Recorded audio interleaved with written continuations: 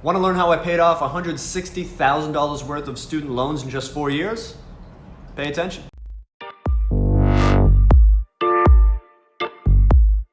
Alright, what's going on, people? It's Josh at Home at 30, and I'm back. I want to get a little personal on this one and just give you the story about how I dealt with my incredible amount of student loan debt that I somehow fell into back in between the years of 2009 and 2013.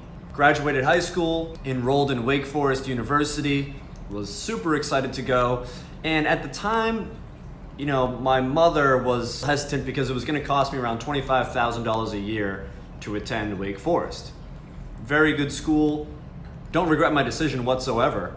But at the time, it didn't really strike me how much $25,000 per year would end up costing me down the line.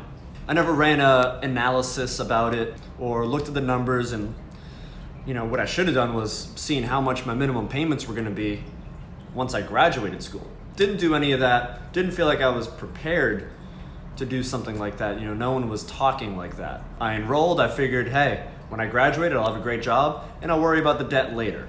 Fast forward 4 years and I actually spend another $60,000, a $60,000 loan, getting my master's in business management. Still to this day, probably the most useful thing I got out of my education. It taught me how to interview, how to network, taught you how to handle basically every aspect of a business, from marketing, accounting, finance, you name it. It covered it all. Great education, highly expensive. So in 2014, I graduated with an undergraduate degree and a master's.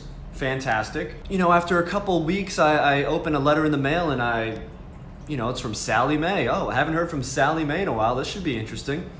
I did the math on the loans that I had taken out, and I realized that I owed about $175,000 in student loans after some accrued interest. And, one account had an interest balance alone of like $8,000 that had been accruing. And I didn't even know.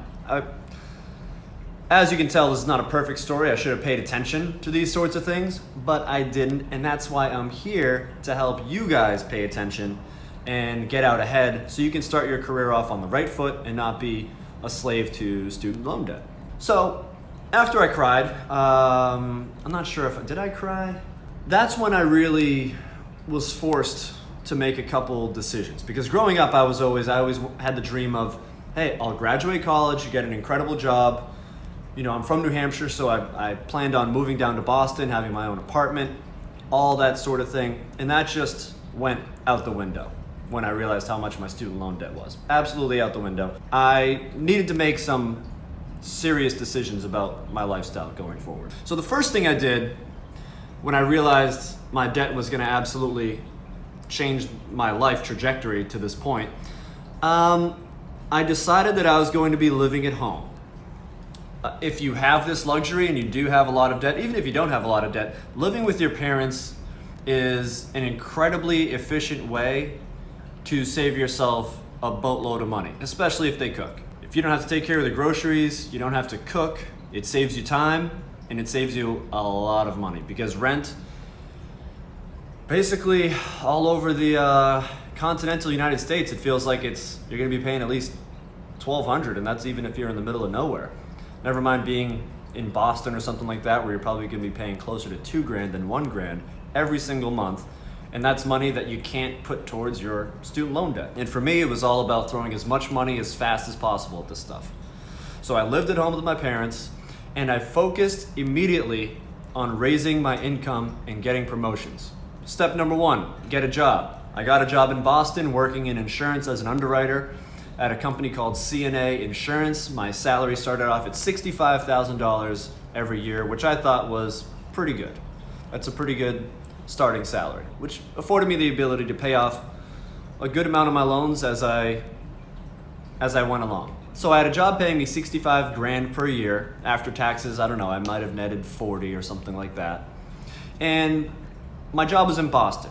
My parents lived in New Hampshire, so I commuted every single day, waking up at 5 a.m., leaving the house at 6, commuting about an hour and a half there and an hour and a half back every day on a coach bus. Was it the ideal situation? Absolutely not. But what I was able to get out of this was that taking this bus every morning and every day and not needing to drive my own car allowed me to study for different certifications which would help advance my career. 2.5 to 3 hours a day I used to study to get my CPCU, my RPLU, and my ARM, which are insurance designation. Does it give you promotions automatically and raise your income? No, but it makes you a more attractive candidate. It shows your employer that you're excited and you're looking to develop yourself, and just helps paint you in the light of, hey, this is an employee that's invested in this industry. They want to learn as much as they can about it, and it can only help, truly. So I used that time to study on my commute every day while living with my parents, and this was really the foundation for how I was able to pay off my student loan debt. On top of this, not having to pay for groceries or rent, I didn't have a car for about a year. Now this was a little troublesome because I needed to borrow my parents' car. Good thing there's, a thing called Uber. Honestly, I was spending so much time at work that during the weekends I didn't really need a car too much, and I had some friends that were nice enough to pick me up to go out to the bar. So, I didn't miss it an incredible amount, but I can't imagine my life now without a car. I ended up getting one a year after graduation, but at the time it saved me a good amount of money until I got my legs under me. No car, living with my parents, just helped me sock away that extra income and get my feet under me. Now at the same time, I still contributed to my 401k. I was contributing about 10% of every paycheck to my 401k because I knew for the long run, the power of compounding after decades is going to be a huge net benefit to me. So while that couple $100 would, certainly help pay off the student loans, I figured the upside was that much greater for when I hit retirement age. It would earn more money than I would save by paying down my student loans just a little faster.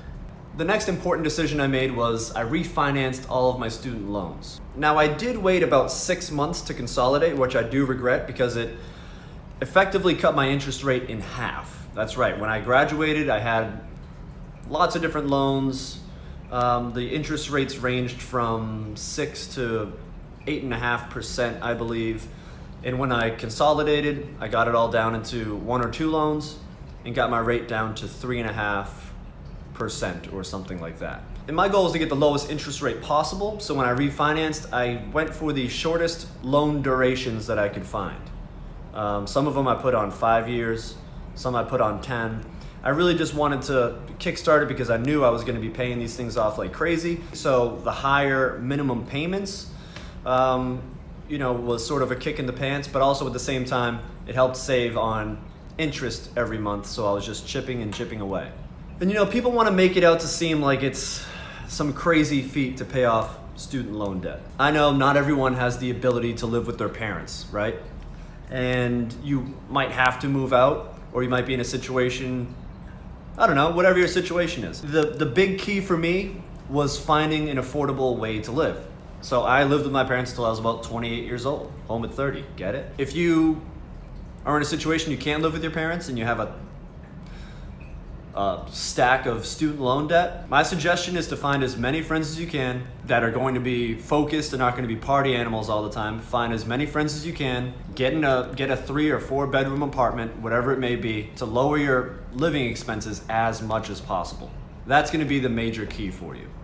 Don't live in a tent or be homeless, that sort of thing, if you can help it. It's, not rocket science. Then I just threw as much money as I could. I had no emergency fund. I had 0 emergency fund. I just threw as much money as I could towards my student loan debt. But at the same time, I still needed to maintain my sanity. So I'm a guy that likes to go out, watch the game at a bar, hang out with friends. I worked very hard during the week and sometimes even on the weekends. But you still got to go out and let loose. Still got to go have some fun. So, I would go out. I didn't really do any vacations or anything like that. I kept vacations very short, if anything. I wasn't staying in luxurious hotels, but I thought it was really important to go out with my friends, enjoy life while I'm on this journey. And over time, I ended up paying off about $40,000 per year for 4 years. Now, I did buy a car after a year, so that increased my expenses. And after 4 years, I did move out of my parents' house, so that took some of my ability to pay down my student loan debt, slowed me down a little bit. So I still have around 11 grand left, but putting all my energy into getting raises and promotions paid off immensely. Between 2014 and 2018, my salary essentially doubled. I was getting offers for $120,000 after 4 years of being in the workforce. For whatever your situation is, it's all about building up a good brand name for yourself. You want to make sure that you're doing the right things on a daily basis. People see you in a positive light. They want to help you succeed. And if you're intelligent, open-minded, and hardworking, your career paths are going to be wide open. Don't be afraid to look. I wouldn't start job searching within the first 2 years, but it's always important to make sure you know your value in the marketplace. Because if I just stayed with one employer, my salary would have been dragged down a little bit because, hey, companies don't want to pay you top dollar unless they know that there's other companies vying for your services. Hopefully Chip doesn't jump out the window there. Don't jump out the window, Chip. I'm just kidding, he can't fit out the window. It's all good. Kind of crazy to believe that now I'm living in Seattle. I live in this beautiful apartment. I still have some student loan debt, but it's manageable. You know, your boy got married. The expenses continue to pile up, but doing it responsibly. The student loan debt is in a manageable place. I think my minimum payment each month is $200, $250. Still got to pay the car off. Okay, I'm not perfect, but paying off an incredible amount of debt is all about discipline, focus, and hard work. The higher income you have, and this is my major call to action for you. If you have a ton of debt, focus on increasing your income.